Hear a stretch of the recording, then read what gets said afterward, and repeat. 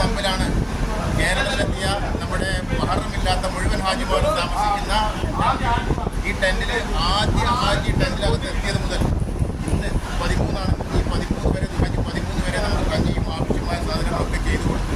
അവസാനത്തെ ഹാജിയും മീന ജംറയിലേക്ക് നല്ല രീതിയിൽ കൊണ്ടുപോകുന്നതിനുള്ള വീൽ ചെയർ വിങ് അവിടെ തയ്യാറായി നിൽക്കുകയാണ്. ആ സമയത്താണ് കഠിനമായ ചൂടനുഭവപ്പെടുന്ന മീനയിൽ നമ്മൾ കുടിവെള്ളം നൽകിയും ജ്യൂസ് നൽകിയും ആവശ്യത്തിനുള്ള ക്ഷീണം മാറുന്നതിന് വേണ്ടിയുള്ള മുഴുവൻ ഓറസടക്കമുള്ള പാനീയങ്ങൾ നൽകി നമ്മുടെ ഹാജിമാരെ ജംറാത്തിലേക്ക് അയക്കുകയാണ്. ഈ ജംറാത്തിലേക്ക് അയക്കുമ്പോൾ നമുക്ക് ഏറെ സന്തോഷകരമായ വിഷയം എന്ന് വെച്ചാൽ ഇതുവരെ ജംറയിലേക്ക് കല്ലെറിയാൻ പോകാൻ സാധിക്കാതെ ബുദ്ധിമുട്ടിൽ നിന്ന നമ്മുടെ ഹാജിമാരെ നമ്മുടെ വീൽ ചെയറിലെത്തി നമ്മുടെ വീൽ ചെയർ വിങ് ജംറയിലേക്ക് എറിയാൻ കൊണ്ടുപോകുകയാണ്. അതോടുകൂടി മീന വിഷയം നമ്മൾ അവസാനിക്കുകയാണ്. ഇനിയുള്ള സമയങ്ങളിൽ നമ്മൾ ഹാജിമാർ താമസിക്കുന്ന വിവിധ ബിൽഡിങ്ങുകളായിട്ട് നമ്മുടെ പ്രവർത്തനം.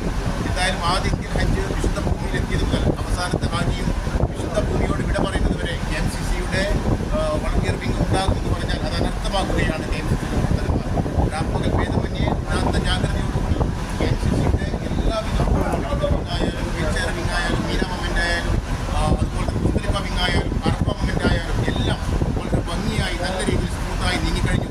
ഇനി അവസാനത്തെ ഹാജിയും മീന താഴ്വാരം വിടുന്നത് വരെ KMCC-യുടെ വളണ്ടിയർമാർ മീന താഴ്വാരം ഉണ്ടാകുമെന്ന് ഞങ്ങളുടെ നേതാക്കന്മാർ പറഞ്ഞിരുന്നു. അത് അനർത്ഥമാക്കുന്ന രീതിയിലാണ് നൂറുകണക്കിനുള്ള KMCC വളണ്ടിയർമാർ മീന താഴ്വരയിൽ ഉള്ളത്.